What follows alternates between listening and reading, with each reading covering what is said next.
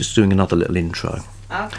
Hi, Roy here, my channel Roy Reads Anything, and this is just a little intro bit for something I'm going to be doing in the next few seconds as far as you're concerned, which is looking back at the Windsor magazine. So this was my...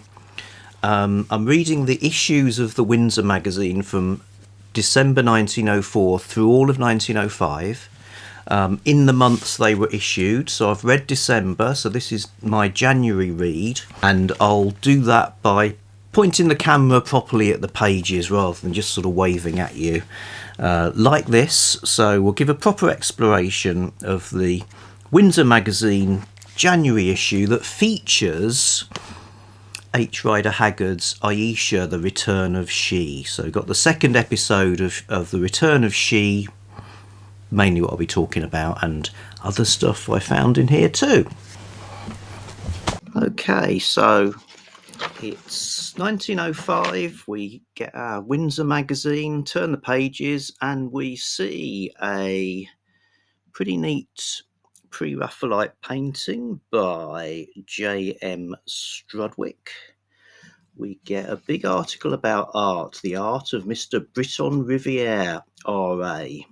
We actually had one of his in the pin-up position in the last issue, and he seems to have specialised in mythological scenes and animal pictures. So if modern art hadn't come along, Cézanne had hung up his brushes, we'd probably still be looking at pictures like this. Maybe we are. Not people don't like pictures of animals anymore, or sort of mythical fantasy scenes. You might see them more on the cover of paperbacks. Yes, art,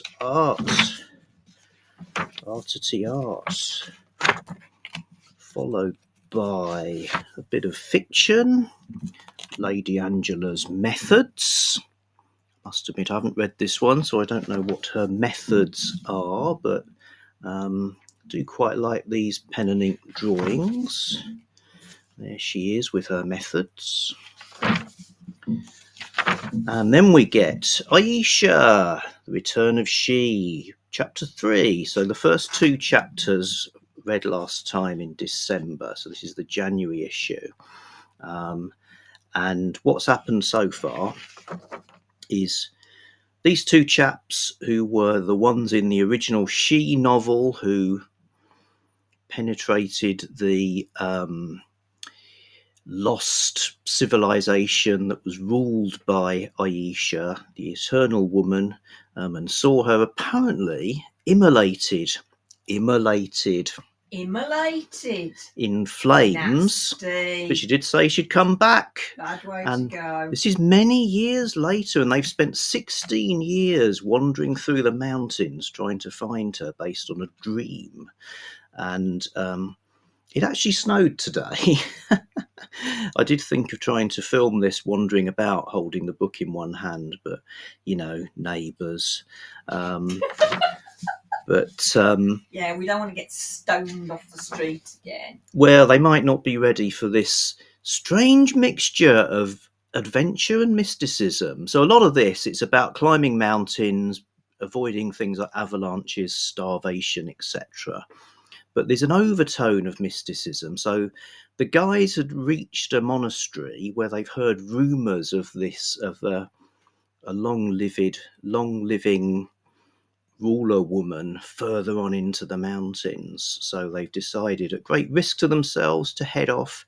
And here's this fantastic picture where the moon shines through a hole in this rock formation or statue that's in one of those eternal symbols. So, you know, it's like Boy's Own Adventure with some strange mystical air, which sits oddly, really, in the rest of the magazine that tends to be very prosaic. They also have to kill their yak. No, the yak dies in an avalanche, and then they eat it. Oh, that's all right. It is all right, and it ends ends of its own accord. Yeah, well, sort of its own accord. It wasn't having a good time carrying all the stuff. And it ends literally on a cliffhanger. I knew you were going to say that. Yep, here they are, they're hanging on a cliff, Literally. climbing round. And they both plunged to their dooms, apparently. So that's where that one's left, to be continued.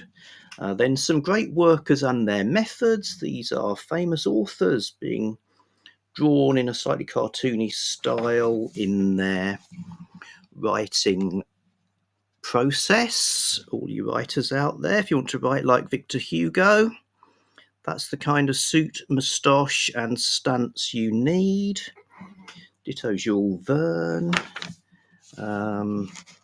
Stevenson doesn't even appear to get out of bed, just starts writing. Then you get a poem with pictures.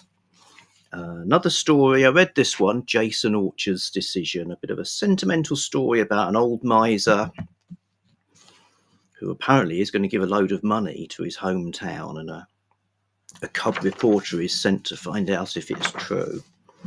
So, yes, another poem by Richard Burton. Massive article about what your tax money is spent on. This is a pretty long article.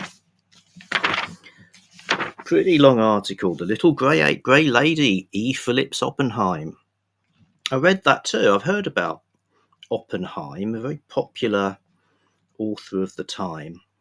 I get the impression even famous writers would be churning out potboilers continually. And I don't know, this story's nothing special. Quite enjoyed it. Yeah, like the pictures. You get a picture on every opening.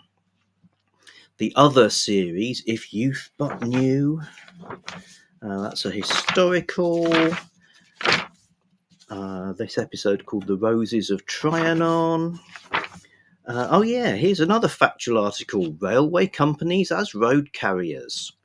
So apparently the railway companies, like the Great Western Railway for instance, would not only run trains, but they'd also be delivering stuff at the other end, hence their possession of horses and warehouses and things like that.